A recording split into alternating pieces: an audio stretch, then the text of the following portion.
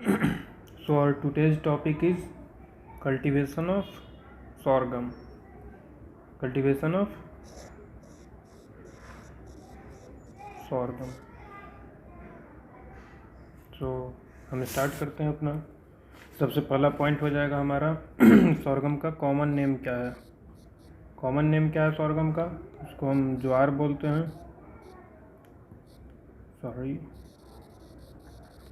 ज्वार बोलते हैं। उसी को हम ग्रेट मिलेट बोलते हैं। उसी को हम चोलम भी बोलते हैं।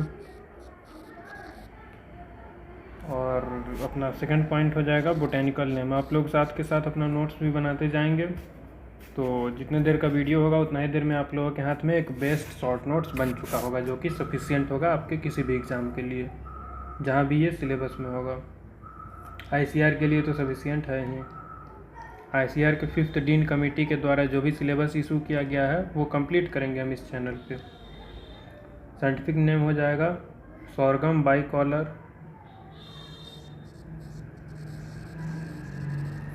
sorghum bicolor scientific name underline करते हैं, आप सभी को पता है। सेपरेटली अंडरलाइन करते हैं। फर्स्ट लेटर कैपिटल होता है, सेकंड स्मॉल होता है। जेनेरिक नेम कैपिटल में होता है। स्पेसिफिक एपिथेट स्मॉल से स्टार्ट होता है। फैमिली ये हो जाता है ग्रैमिनी। इसी को आजकल हम लोग पोएसी फैमिली भी बोलते हैं। POACEAE। आप लोग इसका ओरिजिन ध्यान में रखेंगे, इम्पोर्टेंट है। ओरिजिन इसका है अफ्रीका।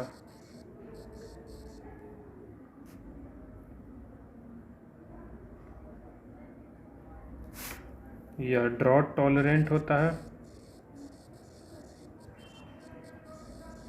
तो इस वजह से इसको हम लोग क्या बोलते हैं, कैमल क्रॉप बोलते हैं।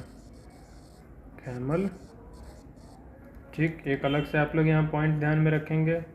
कैमल क्रॉप हम किसको बोल रहे हैं? sorghum को बोल रहे हैं। बट मैक्सिमम ड्रॉट टॉलरेंट कौन सा क्रॉप है? सीरियल में बाजरा है, इससे कम है sorghum। अगर हम सीरियल्स की बात करें तब इसके जस्ट बाद आता है sorghum, बट फिर भी कैमल क्रॉप हम किसको बोल रहे हैं? sorghum को। ये आप लोग ध्यान रखेंगे। sorghum कैसा है?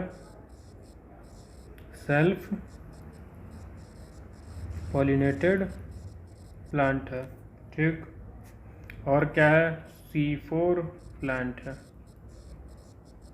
एक और बात ध्यान में रखेंगे, बहुत इंपॉर्टेंट है, इनफ्लोरेसेंस। इनफ्लोरेसेंस को क्या बोलते हैं? पेनिकल बोलते हैं। अब यहीं पे आप लोग रिलेट करके अगर पढ़े तो आप लोगों को चीज़ें जल्दी याद होंगी। हम राइस के इन्फ्लोरेसेंस को भी पेनिकल ही बोलते हैं, ठीक। साथ के साथ आपका बाकी सब रिवाइज भी होता रहेगा। सारे सीरियल्स के फ्रूट को क्या बोलते हैं? कैरियोप्सिस। ये सारे सीरियल्स के फ्रूट को बोलते हैं, आप लोग याद रखेंगे इसको। sorghum एक नॉन टीलर प्लांट है। कैसा है? प्लांट टीलर नहीं बनता है इसमें। sorghum में एक स्पेशल इफेक्ट देखने को मिलता है, उसको बोलते हैं smoother effect. SMOOTHER, smoother effect. ये स्मूदर इफेक्ट क्या होता है? प्लांट खुद ही अपने वीड को कंट्रोल कर लेता है। अलग से हम लोगों को ज़्यादा अमाउंट में वीडीसाइड डालने का ज़रूरत नहीं होता है। अगर इसको थोड़ा सा डिटेल में हम देखें तो sorghum का जो रूट है वहाँ से एक केमिकल निकलता है, उसका नाम होता है सॉर्गोलियोन। क्या नाम है केमिकल का? सॉर्गोलियोन। सॉर्गोलियोन क्या करता है? वीड्स को या फिर अदर कोई भी प्लांट हो उसके ग्रोथ को चेक कर देता है, रोक देता है, ग्रोथ चेक कर देता है। इसी को हम क्या बोलते हैं? स्मूदर इफेक्ट बोलते हैं। और इस वजह से हम सॉर्गम को क्या बोलते हैं, स्मूदर क्रॉप बोलते हैं।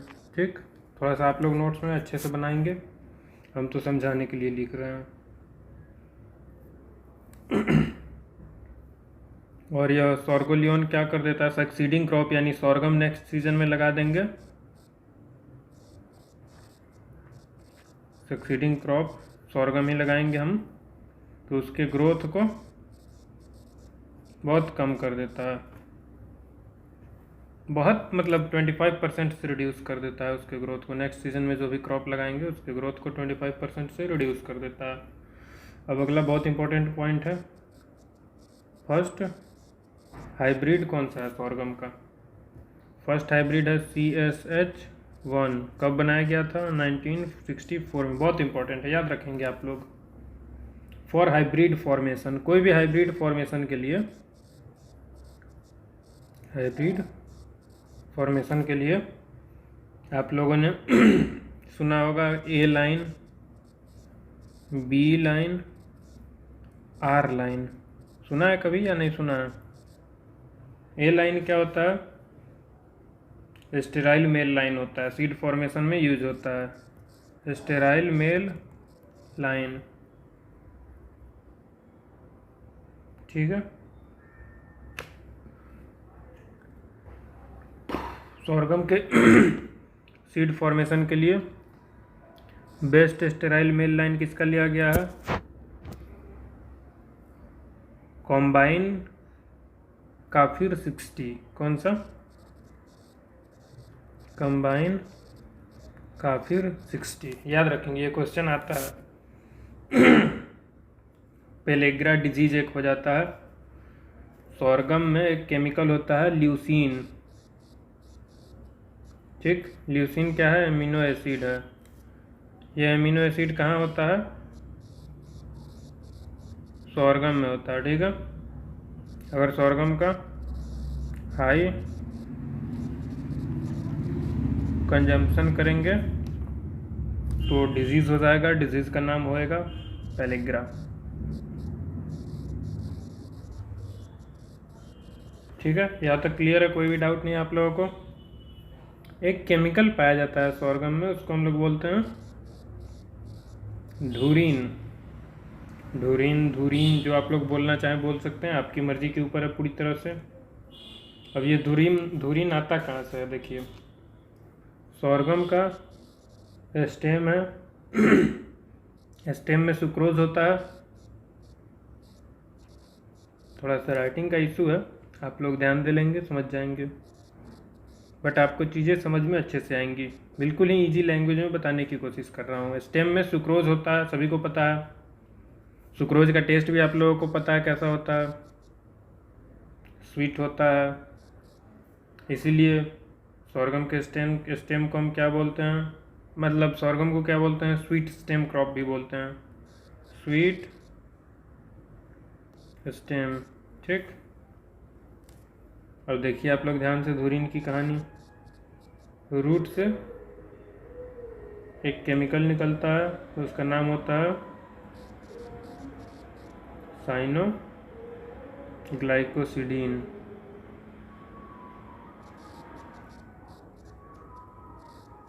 साइनोग्लाइकोसिडीन, इसी का कॉमन नेम क्या है, धुरीन नाम है। ठीक है, अब इस साइनोग्लाइकोसिडीन केमिकल में से ग्लूकोज रिमूव हो गया, तो कन्वर्ट हो जाता है HCN में कन्वर्ट हो जाता है। ठीक है, HCN का नाम क्या होता है, प्रूसैइक एसिड नाम होता है। क्या नाम है HCN का, प्रूसैइक एसिड। ये कैसा है, टॉक्सिक है। ठीक, ये मेनली कहाँ होता है, प्रूसैइक एसिड लीफ में होता है। ठीक है, ध्यान से समझिएगा आप लोग। इनिशियल स्टेज में, मतलब अभी फ्रूटिंग फ्लावरिंग नहीं स्टार्ट हुआ था, इनिशियल स्टेज में कंटेंट बहुत ज़्यादा होता है HCN का। इसका टॉक्सिक लिमिट कितना होता है?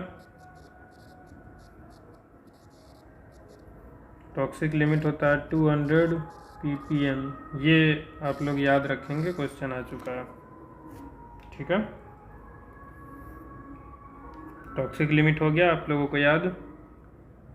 तो चूँकि यह टॉक्सिक है और हम लोग लीफ ही यूज़ करते हैं फॉडर के रूप में, और लीफ में ही ज़्यादा है, मैक्सिमम अमाउंट में प्रेजेंट है, स्टेम में भी होता है बट रिलेटिवली बहुत कम होता है, तो इस वजह से इसको फॉडर के जैसा यूज़ नहीं करते हैं, नॉट यूज्ड एज, ओके। तो फिर ये क्या कभी फॉडर की तरफ यूज नहीं होगा? बिल्कुल कर सकते हैं, लेकिन जब 50% फ्लावरिंग हो जाएगी, 50% फ्लावरिंग हो गई तो ये HCN का कंटेंट कम हो जाता है, उसके बाद हम फॉडर की तरह यूज कर सकते हैं, ठीक। अब थोड़ा सा हम सॉइल और क्लाइमेट का बात कर लेते, कलर चेंज कर लेते हैं। सॉइल एंड क्लाइमेट अच्छा नहीं लगा। बेस्ट टेम्परेचर कितना होगा इसके लिए?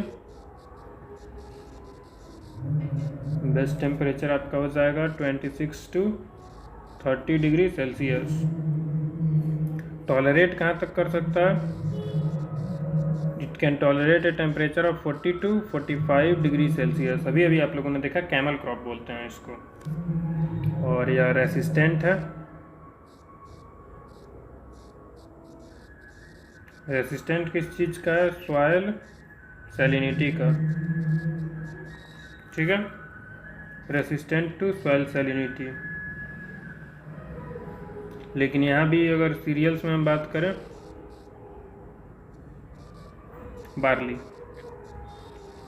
बार्ली जो है हाईएस्ट सैलाइन रेसिस्टेंट है,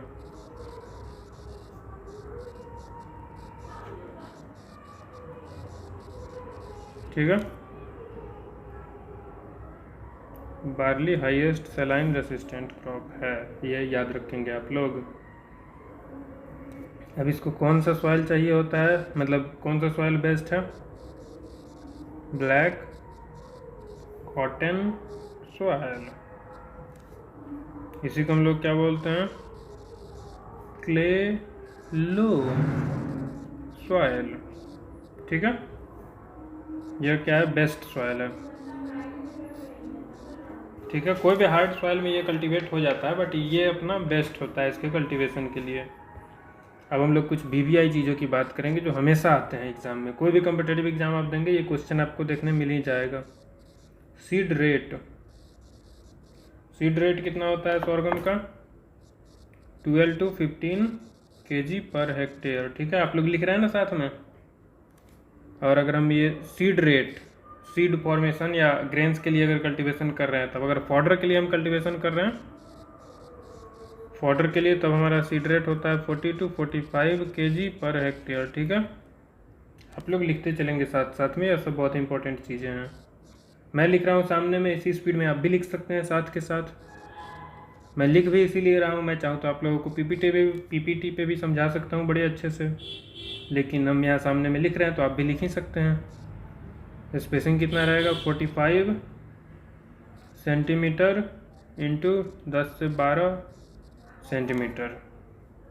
सबसे पहले जो रुकते हैं वो हमारा रो टू रो डिस्टेंस होता है, सेकंड में जो लिखते हैं वो प्लांट टू प्लांट डिस्टेंस होता है, ठीक है। अब इसी स्पेसिंग को लिखने का तरीका है, अगर हम ऐसे लिख रहे हैं 45 इंटू 10 to 12, तो फिर यहाँ हम सेंटीमीटर स्क्वायर कर देंगे, क्योंकि यह दोनों सेंटीमीटर मल्टीप्लाई करके हम कॉमन बाहर निकाल लिए हैं, कॉमन नहीं लिए हैं, मल्टीप्लिकेशन है तो मल्टीप्लाई करके बाहर लिख दिए हैं, ठीक है। अब इसका सॉविंग टाइम देख लेते हैं। राइटिंग आप लोगों को क्लियर है ना? अगर आप लोग कमेंट सेक्शन में बताते हैं तो ये हम जो हैंड रिटन PPT नोट्स बना रहे हैं ये भी आप लोगों को हम अवेलेबल करा देंगे टेलीग्राम चैनल पे, बट इसके लिए आप लोगों को बोलना पड़ेगा। जून जुलाई होता है सोइंग टाइम, बड़ा कॉमन सी बात है ये तो, ठीक। सोइंग मेथड मेनली कौन सा यूज करते हैं? गेस कीजिए। Seed drill. सोइंग डेप्थ भी कुछ होगा, हम स्पेसिंग की बात कर लिए हैं, प्लांट टू प्लांट और रो टू रो। अब सोइंग डेप्थ की बात करते हैं। सोइंग डेप्थ कितना होता है? 3 से 4 सेंटीमीटर। ठीक है, अब ज़रा पॉपुलेशन डेंसिटी की भी बात कर लें। पॉपुलेशन डेंसिटी बहुत अच्छी खासी पॉपुलेशन डेंसिटी होती है इसकी, 1.5 लाख होता है। कितना? 1.5 लाख प्लांट पर हेक्टेयर। ठीक है, ऐसे ये कॉमन ही पॉइंट है। ये भी फर्टिलाइज़र की बात करते हैं, थोड़ा सा बड़ा हम लिख रहे हैं ताकि आप लोग अगर मोबाइल में भी देखें तो क्लियरली आप लोगों को अच्छे से दिखाई दे चीज़ें, इसीलिए हम थोड़ा कोशिश कर रहे हैं बड़ा लिखने का। बट फिर भी आप लोगों को कोई भी दिक्कत हो आप कमेंट सेक्शन में बता सकते हैं। NPK ये कॉमन पॉइंट्स होते हैं, इन पे हम अलग से भी एक वीडियो बना देंगे NPK FYM फर्टिलाइज़र से रिलेटेड, ताकि आप लोगों को चीज़ें अच्छे से समझ में आएंगी। बट अभी के लिए हम ये याद कर लेते हैं 100, 50, 40 doses of NPK for sorghum. ठीक है, इरिगेशन 2 टाइम पे इरिगेशन देते हैं। ठीक है, पहला कब देते हैं? फ्लावरिंग के टाइम पे। कब? यह तो पता है ना, जब भी इरिगेशन दे रहा है वही क्रिटिकल स्टेज होगा। पहला क्रिटिकल स्टेज हो गया फ्लावरिंग के टाइम पे, दूसरा हो गया ग्रेन फॉर्मेशन स्टेज। ठीक है, अब ज़रा सा वीड मैनेजमेंट का बात कर लेते हैं। थोड़ा थोड़ा हम सारे पॉइंट्स को डिस्कस कर ले रहे हैं ताकि आप लोगों से ऑब्जेक्टिव पूछा जाए, सब्जेक्टिव पूछा जाए, कहीं भी मेरे स्टूडेंट्स पीछे नहीं रहेंगे। वीड मैनेजमेंट आप लोग अगर अच्छे से पढ़ लेते हैं तो यह सफिशियंट है आपके एग्ज़ाम के लिए, चाहे आप लोगों को MSc एंट्रेंस देना हो, JRF करना हो, या कोई सा भी इससे रिलेटेड एग्ज़ाम देना हो, या डाटा जो भी हम आपको दे रहे हैं सफिशियंट है। वीड मैनेजमेंट कौन सा केमिकल यूज करते हैं? एट्राजीन मोस्ट कॉमन केमिकल है, ATRAZIN। ठीक है, हार्वेस्टिंग कब करते हैं? हार्वेस्टिंग हम करते हैं 100 to 115 days after sowing. Short form में लिख दे रहा हूँ, अगर आपको नहीं पता आप फुल फॉर्म लिखेंगे अपने नोट्स में। अब हम ईल्ड की बात करें, 50 क्विंटल पर हेक्टेयर। बहुत लोग क्विंटल को यहाँ कैपिटल क्यू लिख देते हैं, वो गलत है, स्मॉल क्यू में रिप्रेजेंट करते हैं हम। ग्रेन्स का ईल्ड है। ठीक है, और ईल्ड में ही हम बात करते हैं 100 to 125 क्विंटल पर हेक्टेयर होता है फॉडर का ईल्ड। आप लोगों ने देखा था सीड रेट में भी बहुत अंतर था ग्रेन और फॉडर के लिए। अब स्टोरेज का बात कर लेते हैं। ईल्ड हम हार्वेस्ट कर लिए, ईल्ड देख लिए कितना है, उसको स्टोर भी तो करेंगे। स्टोर करते बड़ा कॉमन सा पॉइंट है, सभी में एप्लीकेबल होता है 12% मॉइस्चर कंटेंट। ठीक है, अब एक अलग से पॉइंट है सॉर्गम सिकनेस, ध्यान से देखिएगा, आजकल यह भी पूछा जाने लगा है एग्जामों में। Sorghum sickness, sorghum stable crop है, सॉर्गम स्टेबल क्रॉप है। ठीक है, अब इसका क्या मतलब होता है? स्टेबल क्रॉप का क्या मतलब है? हाई कार्बन नाइट्रोजन रेशियो होता है, कार्बन नाइट्रोजन का रेशियो हाई होता है। अब इसके वजह से क्या होगा? स्लो डिकम्पोजिशन होगा। अब स्लो डिकम्पोजिशन होगा यानी कि नाइट्रोजन ब्लॉक हो चुका है, नाइट्रोजन जो भी उसके प्लांट के अंदर हुआ वो डिकम्पोजिशन स्लो हो रहा है, यानी कि नाइट्रोजन उसमें ब्लॉक हो चुका है कुछ टाइम के लिए। इस वजह से सक्सीडिंग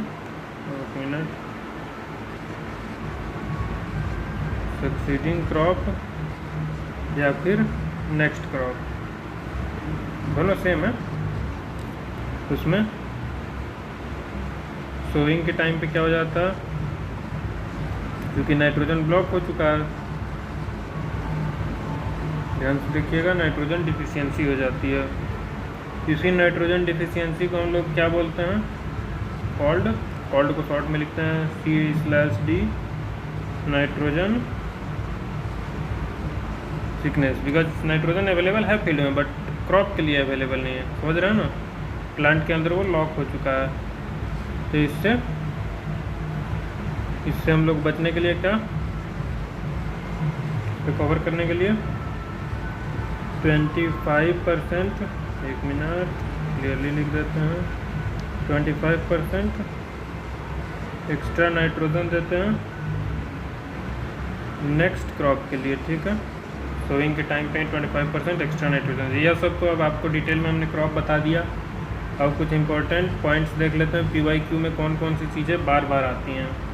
ओरिजिन इम्पोर्टेंट है, बोलिए अभी हम बताए हैं आपको अफ्रीका, ठीक है। फर्स्ट हाइब्रिड, यह भी हम आपको बताए हैं, बोलिए CSH1, यह सब भी आई है, मतलब हमेशा आता ही है। प्रोटीन कंटेंट कितना होता है, प्रोटीन कंटेंट होता है 10 से 12%, और कैल्शियम कंटेंट होता है 25 mg। ये आप याद रखेंगे दोनों पॉइंट, शायद हमें लग रहा है हम ऊपर में बताना भूल गए थे। उसके बाद मेजर वीड इसमें कौन सा होता है, एस्ट्रीगा मेजर वीड है, ठीक है, आप याद रखेंगे, क्वेश्चंस आते हैं। इसको कैमल क्रॉप बोलते हैं, या तो बहुत ही ज़्यादा इम्पोर्टेंट है। अब आप लोग कमेंट सेक्शन में बताएंगे maximum drought resistant crop cereals में कौन सा है, हम ऊपर में बताए हैं आपको, जल्दी से कमेंट करिए।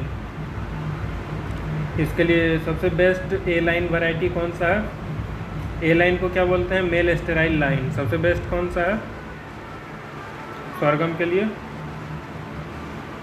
कंबाइन, अभी बोले थे कंबाइन काफिर 60, ठीक है। मेजर वीड स्ट्रीगा, अभी बताया आपको। Chemical produced at flowering stage and poisonous for animal, chemical produced at flowering stage and poisonous for animal, जल्दी जल्दी बोलिए HCN, ठीक है। इसका पूरा कहानी हम आपको बता दिए, कब पॉइजनस होता है, कब कहाँ ज़्यादा होता है, पूरा डिटेल में बताया है अभी आपको। इसको और क्या बोलते हैं, कॉमन नेम में हमने आपको बताया था चोलम, इसको इंग्लिश में क्या बोलते हैं, ग्रेट मिलेट, ये कॉमन नेम में ये आता है। साइंटिफिक नेम तो डेफिनेटली आपको याद होना ही चाहिए। तो ये था आज का class, thanks for being in the class.